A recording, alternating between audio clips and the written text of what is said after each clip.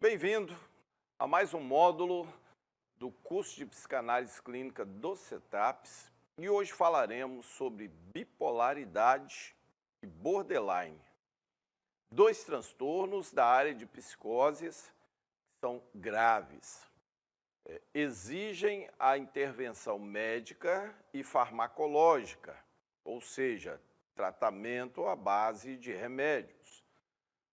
Porém, em muitos casos, principalmente quando esses transtornos estão ainda na fase inicial e intermediária, os médicos indicam um profissional da área emocional comportamental, que seria o psicanalista ou o psicólogo, para acompanhar esse paciente. O médico que trata quem tem o transtorno bipolar ou borderline é o médico psiquiatra e o neurologista. Porém, os encontros se dão de 2 em 2 meses, 3 em 3 meses. Nós sabemos que não tem como um médico acompanhar de forma contínua o paciente. Então, ele terceiriza isso para o psicanalista ou o psicólogo. É importante o nosso trabalho na conscientização desse paciente de que ele é portador de um transtorno grave, de que necessita a intervenção médica e farmacológica, ele precisa tomar de forma contínua um medicamento regulador, a fim de que ele não fira pessoas que ama, ele não quebre coisas e dê prejuízo a si mesmo. O portador destas patologias, quando surtado, pode quebrar coisas dentro da sua casa, pode agredir. Então, é o nosso trabalho conscientizá-lo do perigo, do mal que ele pode causar não estando medicado. Mas para isso nós precisamos conhecer quais são os sinais, quais são as características de cada um desses transtornos. Sobretudo também, nós falamos lá em Fundamentos da Técnica, lá em Clínica, a importância da entrevista inicial para definirmos se o paciente tem neuroses ou psicoses. Esses dois transtornos são da área de psicose. Você pode, sem saber, começar a atender um paciente e, ao longo das sessões, observar características, sinais de psicose, ou seja, de algum desses dois transtornos. E aí, você tem que recomendar uma visita ao médico para que ele seja laudado.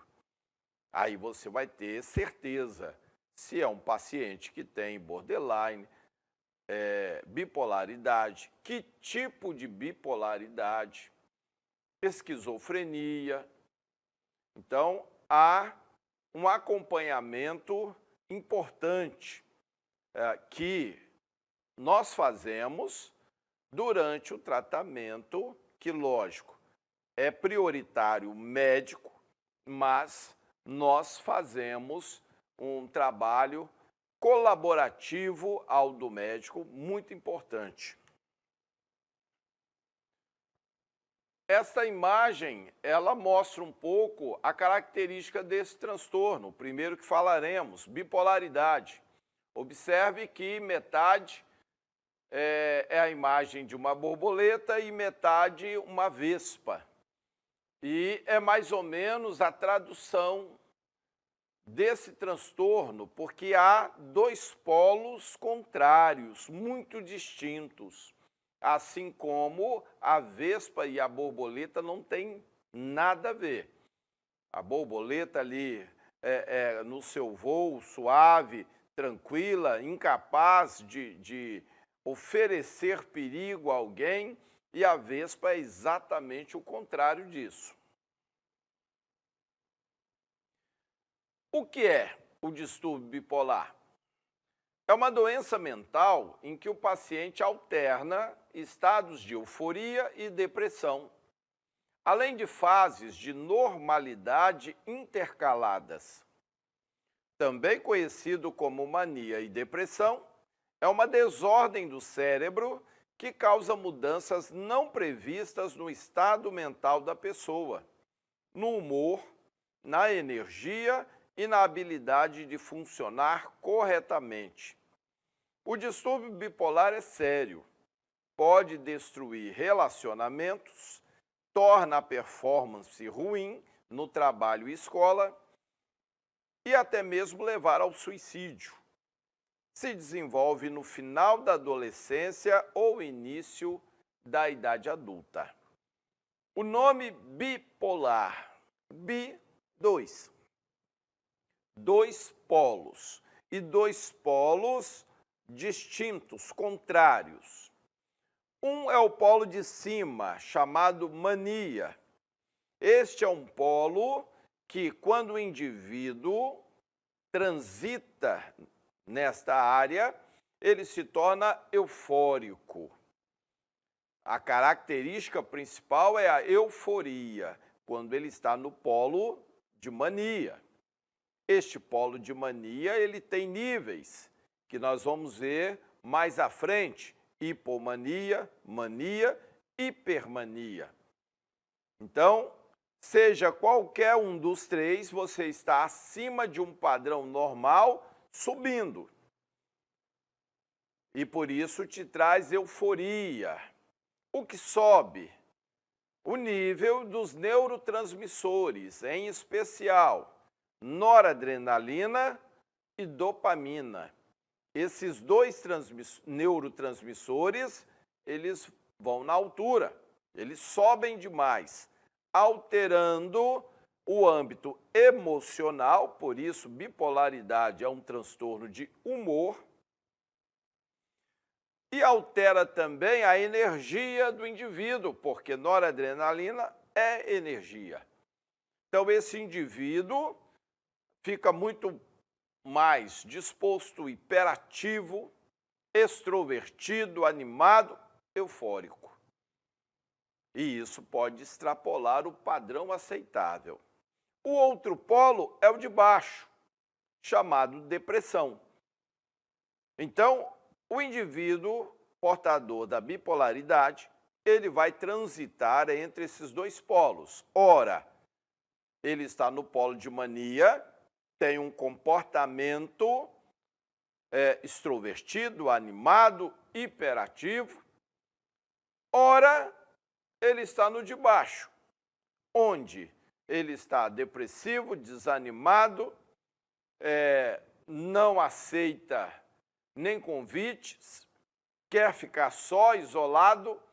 Então, são totalmente opostos esses dois polos. Se desenvolve no final da adolescência. Geralmente é muito difícil ter uma criança com bipolaridade. Geralmente o transtorno se manifesta entre a adolescência e início da juventude. Distúrbio bipolar 1, ou transtorno bipolar 1, é o mais grave. É considerado clássico.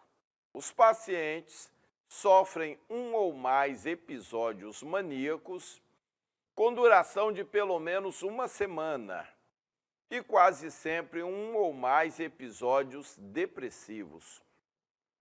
Os sintomas são intensos e provocam profundas mudanças comportamentais e de conduta. O quadro pode ser grave, a ponto de exigir internação hospitalar, por causa do risco aumentado de suicídios e da incidência de complicações psiquiátricas. Então, o distúrbio bipolar 1 é o mais intenso, é o mais grave. Por quê? Quando ele sobe para o polo de mania, ele sobe muito. Ele não fica só em hipomania, que seria o primeiro estágio. Ele já sobe ou para mania ou para hipermania. E quando ele desce muito. Ele não desce só até depressão, ele desce até uma depressão aguda, que pode levá-lo até a cometer suicídio. Então, vamos aqui observar o transtorno bipolar como uma característica de alternância. E qual é esta alternância? Ela está entre esses dois polos em torno de uma semana. Por exemplo, o indivíduo ele pode estar no polo de mania e ali permanecer por uma semana, tendo episódios maníacos, e volta à normalidade. Daqui a pouco, ele desce até o polo de depressão e permanece ali 1, 2 semanas, depois volta à normalidade. Sendo que o bipolar 1, tudo é intenso, seja quando sobe, seja quando desce. O bipolar 2, há uma alternância entre os episódios de depressão e os de hipomania. Então, em bipolaridade, no bipolar 1, ele sobe até mania. No caso aqui, só sobe até hipomania, que é um estado mais leve de euforia, de excitação, de otimismo e às vezes até de agressividade, porém com uma intensidade leve, sem prejuízo maior para o comportamento e as atividades do portador. Então, esta é a diferença do bipolar 1 para o 2, intensidade. O 2, ele vai alternar do mesmo jeito que o 1, pode ficar uma semana ou mais em um dos polos. A diferença é que, em bipolaridade 1, se sobe até mania ou hipermania. Em bipolaridade 2, somente até hipomania, que é um estágio abaixo de mania. Quando desce, o bipolar 1 pode descer até depressão aguda, já o bipolar 2 só desce até o nível de depressão. E ainda temos o transtorno ciclotímico, que também é um outro tipo de bipolaridade. É o quadro mais leve do transtorno bipolar, marcado por oscilações crônicas do humor, que podem ocorrer até no mesmo dia. Aqui está o diferencial do ciclotímico. Ao invés dele permanecer em determinado polo uma semana inteira, ele pode ter troca de polos de um dia para o outro ou até mesmo durante aquele dia. De manhã está num polo, de tarde no outro. O paciente alterna sintomas de hipomania e de depressão leve, que muitas vezes são entendidos como próprios de um temperamento instável ou irresponsável. O ciclotímico, ele tem baixa intensidade em seus polos, porém, uma frequência muito grande nas trocas. Enquanto o bipolar 1 e o 2, eles permanecem uma semana, 2 em determinado polo e depois voltam para um padrão de normalidade antes de mudar de polo. Já o ciclotímico, ele pode alternar de um polo para o outro. Ele pode de manhã estar eufórico, animado, extrovertido, convencendo toda uma equipe de trabalho a participar de um happy hour no final do trabalho, fazendo planos. E ele vai num, vai no outro, convence todo mundo. Na hora do almoço, ele sai para almoçar com aquele ânimo todo.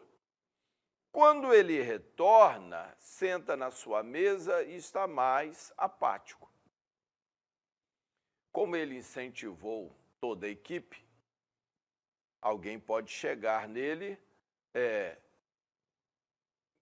traçando o plano da saída à noite, o que irão fazer, onde irão, e aí encontra um indivíduo totalmente desanimado. Toda aquela animação para a saída após o trabalho se foi. É como se ele tivesse sido esvaziado. E aí ele pode até dizer, olha, eu mudei de ideia e tal, eu vou para casa mais cedo, vou ver um filme, ou quero estar com a minha família, e simplesmente cancela, mudou por completo. Então, estas alterações são perceptíveis. A vantagem dele é que, apesar dessas alterações serem muito rápidas e muito frequentes, não são intensas. Então, é possível conviver bem com um indivíduo assim. O ciclotímico e o bipolar 2 conseguem manter casamento, trabalho, fazer uma faculdade, ter uma vida praticamente normal. Já o bipolar 1 não consegue. É quase impossível ele manter um relacionamento duradouro, conseguir se manter num emprego, porque ele vai surtar um dia lá no emprego, quebrar as coisas, brigar com alguém, vai acabar sendo mandado embora. Então, essas são as diferenças. Este gráfico, ele mostra a intensidade do transtorno. Observe que a linha do meio, a linha da normalidade, seria onde o indivíduo considerado normal, em equilíbrio de neurotransmissores, transita. Próximo a essa linha da normalidade. Quando há uma deficiência, ele desce para a depressão. Se houver aumento, ele sobe para a hipomania. Quem tem a bipolaridade 2 é esta primeira senoide, que quando o nível de dopamina e noradrenalina sobem, aumenta, ele alcança hipomania, já um nível acima da normalidade. E quando ele desce, ele chega até depressão. É alguém que vai ficar deprimido. E essa depressão é alheia à sua vontade, é alheia a acontecimentos externos. O problema é interno. Alteração no nível de neurotransmissores. No meio nós temos a bipolaridade 1. Você vai ver que as senoides são mais acentuadas. Você tem uma subida até mania, mas você tem também ela subindo até hipermania. E você tem a descida até o polo de baixo, não até depressão, mas até depressão aguda. Então, na bipolaridade 1, os sintomas são intensos, seja num polo ou no outro. E, por fim, o ciclotímico. Observe que são várias senoides, mostrando que as mudanças são muito frequentes. Porém, quando sobe, ele vai somente à hipomania, como o bipolar 2. Quando desce, ele vai somente até depressão, também como bipolar 2. Ou seja, baixa intensidade.